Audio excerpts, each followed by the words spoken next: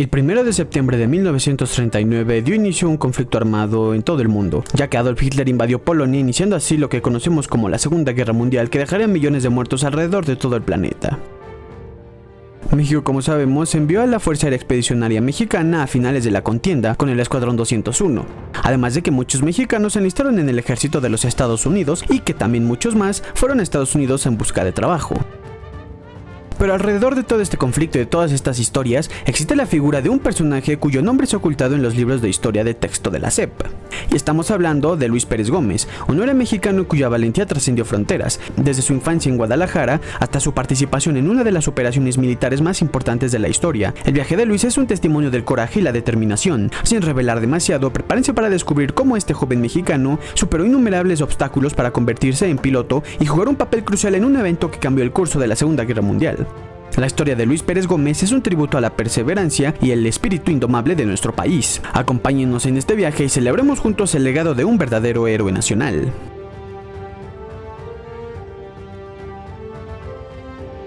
Luis Fernando Pérez Gómez y Navarro nació el 8 de octubre de 1922 en Guadalajara, Jalisco. Su padre fue Luis Pérez Gómez Aceves. Era un hombre exigente y conservador que inculcó fuertes valores en sus hijos, mientras que su madre, Berta Navarro, quien falleció alrededor de 1940, siempre lo apoyó mucho.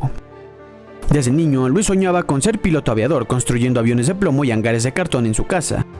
Un líder nato, ya que a menudo lideraba a su grupo durante los campamentos de los Boy Scouts. Tras la muerte de su madre, Luis se trasladó a Yucatán para estudiar la secundaria y luego a la Ciudad de México para estudiar la preparatoria, viviendo con sus tías y su abuela en la colonia Roma.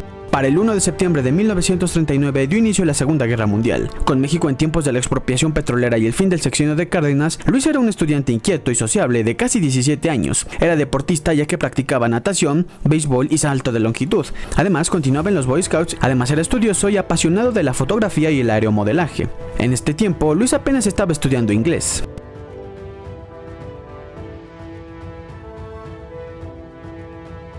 Los acontecimientos mundiales despertaron su deseo de convertirse en piloto militar.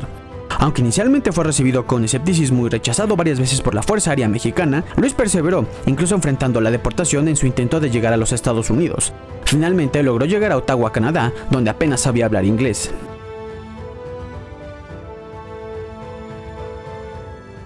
En Canadá, que se preparaba para defender Inglaterra, había oportunidad para enlistarse. Luis se inscribió en la secundaria técnica de Ottawa, perfeccionando su inglés en 3 meses con la ayuda de un compatriota. Su esfuerzo dio frutos al unirse a la Real Fuerza Aérea Canadiense a través del British Commonwealth Air Trading Plan en 1941. Para el 30 de junio de 1942, Luis se capacitó en Ontario y en Quebec, convirtiéndose en un piloto habilidoso. Su destreza en el vuelo llamó la atención de la prensa local y los Boy Scouts canadienses lo acogieron como uno más. La revista Sucesos para Todos incluso publicó un reportaje sobre su entrenamiento en el extranjero. El 6 de agosto de 1943, Luis fue nombrado oficial piloto aviador, recibiendo sus alas y destacando en sus exámenes de vuelo. Asignado al Escuadrón 127 en Nueva Escocia el 9 de noviembre de 1943, patrulló la costa canadiense antes de trasladarse a Terranova. Para diciembre de 1943 fueron movilizados para combatir en Europa.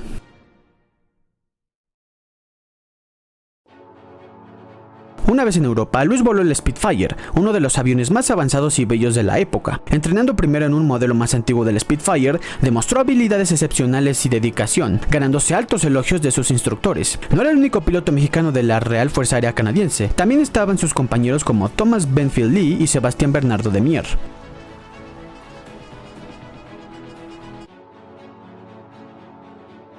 Poco antes, establecido en Trenton, al sur de Ottawa, en el otoño de 1943, Luis conoció a Mary Wallace, una joven de Quebec que también se había enlistado en la Real Fuerza Aérea Canadiense. Planearon casarse al año siguiente, pero un trágico accidente hizo que Mary perdiera la memoria, recuperándola 54 años después al ver una foto de Luis en una revista de la Real Fuerza Aérea en 1997. En un libro confesó que lo amaba profundamente. Luis también conoció a Dorothy O'Brien en una fiesta para cadetes, donde bailaron tango y se volvieron inseparables, celebrando juntos el Año Nuevo de 1944 en el Canadian Grill.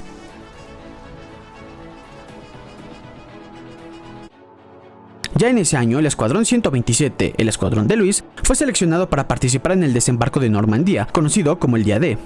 Zarpó el 20 de enero desde Halifax y llegó a Liverpool, Inglaterra, el 31 del mismo mes. En febrero, su escuadrón se renombró Escuadrón 443. Dorothy y Luis se despidieron en Union Station, prometiendo estar juntos hasta el fin cuando regresara de la guerra.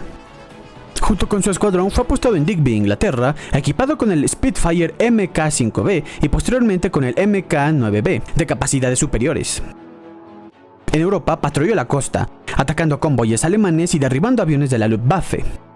Para junio de 1944, la invasión de Normandía era inminente. El escuadrón 443 estaba en óptimas condiciones, listos para despegar hacia Normandía junto con cientos de miles de aviones, paracaidistas y buques con 156.000 hombres listos para combatir.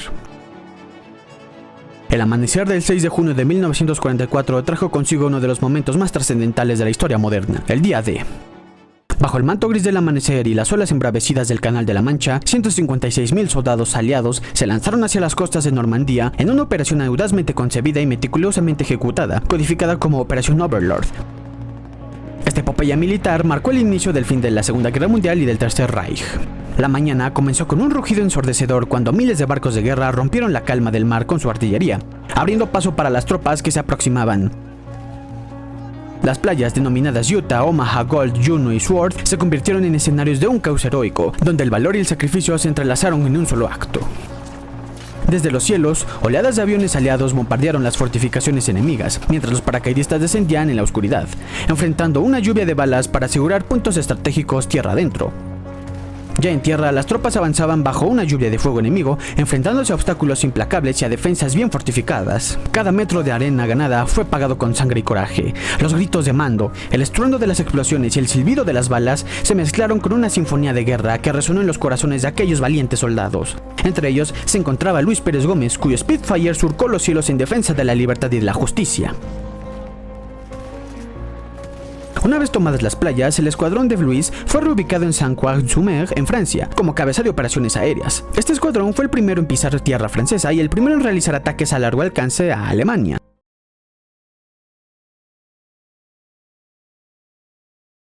El viernes 16 de junio de 1944, el mismo día en que cayeron las primeras bombas aéreas en Londres, el ala sur del escuadrón 443, donde estaba Luis, fue desviada para una misión de intercepción.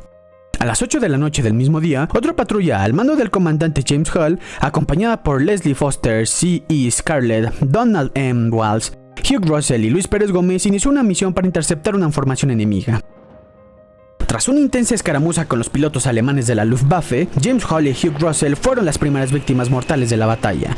Donald M. Walsh fue derribado pero logró saltar en su avión en llamas. Mientras descendía en paracaídas, vio que Luis Pérez Gómez en su Spitfire con matrícula 2IS MK607 realizaba maniobras evasivas perseguido por las naves alemanas. Luis ya no tenía munición en su aeronave. Con su avión dañado y en llamas, saltó en paracaídas para ponerse a salvo, pero lamentablemente su paracaídas también se prendió fuego, precipitándolo a su muerte ese 16 de junio de 1944. Luis y su avión fueron derribados cerca de la localidad francesa de Sassou, un pequeño poblado de agricultores. 60 años después, en 2004, en ese mismo pueblo y en compañía de la representación mexicana en Francia, los habitantes del pueblo junto con Dorothy O'Brien, ahora casada con un oficial militar, y el alcalde de Sassou, rindieron homenaje a Luis colocando un pequeño monumento en su honor. El alcalde expresó: "Es importante homenajear a este hombre llegado de tan lejos a luchar por nosotros. Hubiera podido quedarse en casa, pero vino a ayudarnos. No lo olvidamos y queremos que nuestros hijos lo conozcan y recuerden". Luis habría sido el único piloto mexicano que combatió en el escenario del día D.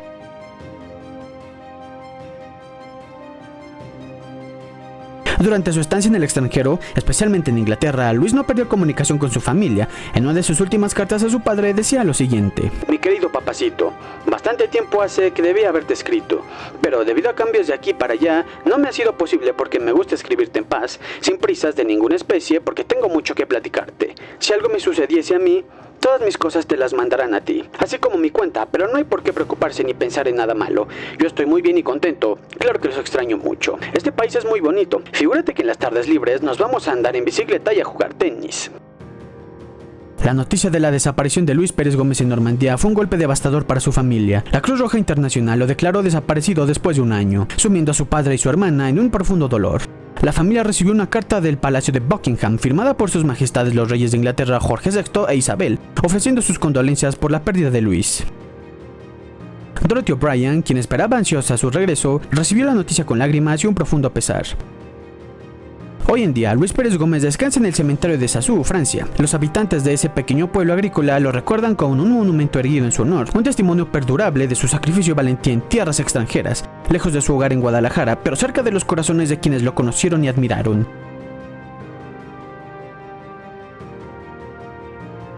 Luis Pérez Gómez sigue siendo recordado como el único piloto mexicano que participó en el Día D, un héroe que cruzó océanos y fronteras para luchar por la libertad y la justicia durante uno de los momentos más cruciales de la historia moderna. Luis Pérez Gómez representa el espíritu indomable del pueblo mexicano. Su vida, marcada por la valentía y la tenacidad, es un testimonio de los valores que nos definen como nación. Desde su niñez en Guadalajara hasta su sacrificio en los cielos de Normandía, Luis mostró una dedicación inquebrantable a la justicia y a la libertad. Su historia nos llena de orgullo y nos recuerda que, aunque las fronteras nos separen, el espíritu humano no conoce límites. En la inmensidad del océano y en los campos de batalla extranjeros, Luis no solo luchó por un mundo mejor, sino que también llevó con él el nombre y el honor de México.